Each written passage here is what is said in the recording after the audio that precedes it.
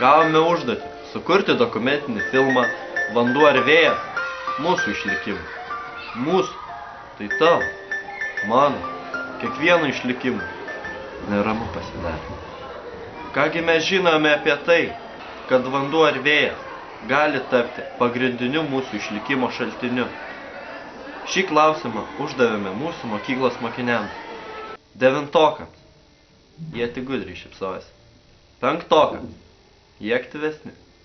Abiturientui Giedriui, kuris kelis metus dalyvavo Chemos organizuotose konkursuose. Šiemet Jungtinių tautų organizacija paskelbė išvadas dėl CO2 išmetimo. Su kiekvienais metais anglies dioksido į atmosferą išmetama vis daugiau. Tad logiškai galima manyti, jog tokie neišsenkantis energijos šaltiniai kaip vanduo, vėjas, mes juos pasitelkę galime pigiai su didelė jėga gaminti energiją ir ją naudoti. Taigi elektros energiją naudojame visi ir poreikiai nuolat didėja. Tad mes, Milda, Rūta, Domantas, Gediminas, Gustas, kartu su mokytojomis Skirmantė ir Audronė nusprendėme išsiaiškinti, kaip efektyviai mes naudojame elektros energiją. Pastaruoju metu itin daug mąstau apie pasaulį ir į ateitį. Ir kažkaip, kuo toliau, ta perspektyvos, mano nuomonė, darosi vis niūresnė. Esmė ta, kad žmonės nesuvokia, ką daro. Ekologinės katastrofos greitai taps, jeigu dar netapo kasdienybė. Žmonės reaguoja tik į staigius jų gyvenimo pasikeitimus, kurie sukrečia, kadangi mes skęstame į daiktą, kurio pavadinimas prasideda raide Š sąlyginai lėtomis apsukomis, mes to net nepastebime ir toliau sau ramiai gyvename šią dieną. Citata iš ūkio ministro Vyto Navicko pasisakymo. Mūsų valstybė Europos Sąjungai yra įsipareigojus, kad iki 2020 metų bendrai sunaudojamos elektros energijos 12% būtų alternatyvioji. Tai vėjo ir kitokių jėgainių pagaminta energija. Dabar mes sunaudojame 7%, tad pasiekti keliamą ribą bus nesudėtinga. Ar tikrai?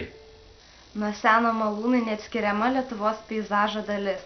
Vienų girnas suko vėjas, kitų vanduo.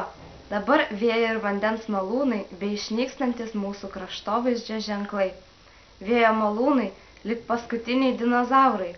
Lyg prieš istoriniai kokie, jie stovi perpučiami kiaurai.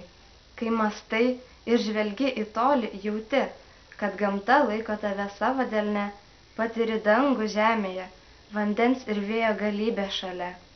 Tačiau vėjo energija yra nestabili, be to jai reikia rezervinės galios. Kai atsižvelgiama į šį veiksnį, paaiškėja, kad hidroenergija yra efektyvesnė už vėjo energiją. Tad vieną dieną visa projekto komanda išsiruošėme į kelionę pasidomėti, kokios gi vandens panaudojimo elektros gamybai galimybės mūsų rajone. Pradžioje užsukome pas Anykščių rajono savivaldybės administracijos žemės ūkio skyriaus vedėją Antaną Katliorių. Mes tą klausimą jau pradėjome gvildenti 2002 metais ir mūsų užsakymo buvo atlikti skaičiavimai. Šiuo metu rajone yra 11 tvenkinių pastatyti iš melioracijos lėšų, ant kurių būtų galima statyti elektrinės. Tačiau Kauno hidroprojekto specialistai paskaičiavo ir nustatė jų manymų, kad ekonomiškai apsimokėtų tik ant 4. Tai yra Anykščių užtvanka. Visa komanda iškart nuvykome prie Elmininkų tvenkinio ant Elmos upelio. Vėliau prie Leliūnų tvenkinio ant Skerdimų upelio. Kiek ilgiau stabtelėjome ant Jatkonių tvenkinio ant Aločio upelio. Nuvažiavę prie Pelyšos padarėme išvadas. Vaikščioti draudžiama! Vaikščioti draudžiama! Maudytis draudžiama!